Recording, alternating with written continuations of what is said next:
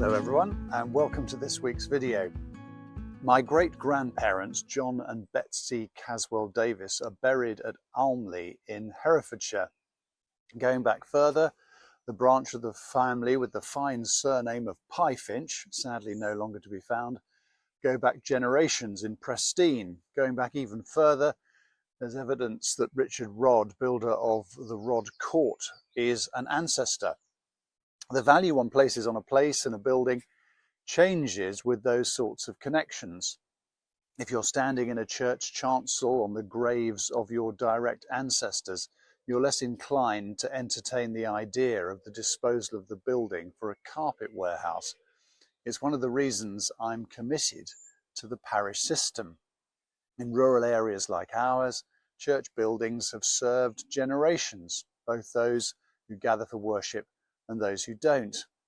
Rumours of closure often serve to mobilise local communities to a more realistic level of support. Inevitably, shifts in population mean that some buildings are no longer required. Scarce resources mean we will have to focus our energies on fewer places of worship, whilst hopefully preserving other buildings no longer required for occasional use for baptisms, weddings and funerals. But the fundamental unit of Church of England life, the parish, proves remarkably resilient. By and large, it is through local churches that people find faith, grow in discipleship and experience love and pastoral care. Local churches can be catalysts for community transformation, mobilising both worshippers and people of goodwill to serve their communities and make life better for everyone. The people and clergy of this wonderful diocese make huge sacrifices of time, energy and money to make this possible. This is one of the reasons our Diocesan Synod passed a motion some months ago requesting a substantial redistribution of funds from the church commissioners to dioceses to sustain and support parish ministry, especially the provision of clergy. This motion has now been passed either in its original form or with some variations in 10 other dioceses. The motion will be debated at General Synod in July. Since the original motion, it has become clearer that the church commissioners shouldn't be quite such a subject of people's ire. By and large, the commissioners make the money, and they are very good at it. Decisions about how the largesse are spent are made by the Archbishop's Council through the agency of the Triennium Funding Working Group. They've just released their proposals in detail for the Triennium 2026 to 28, and much of it is welcome. Funding flows have been simplified, stipends and pensions have been raised significantly, as has support for lower income communities.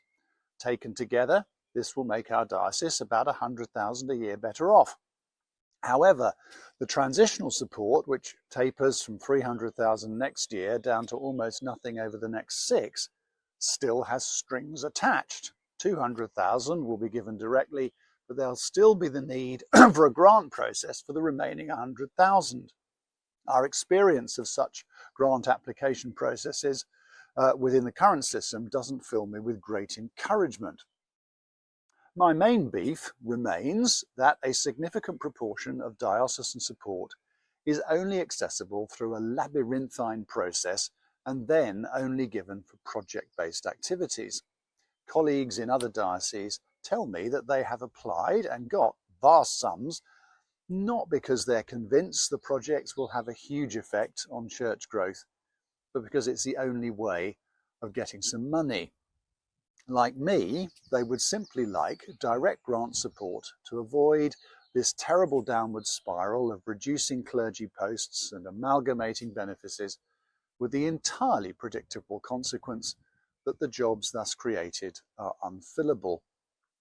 Unsurprisingly, the number of people coming forward for ordination has fallen to a 10-year low.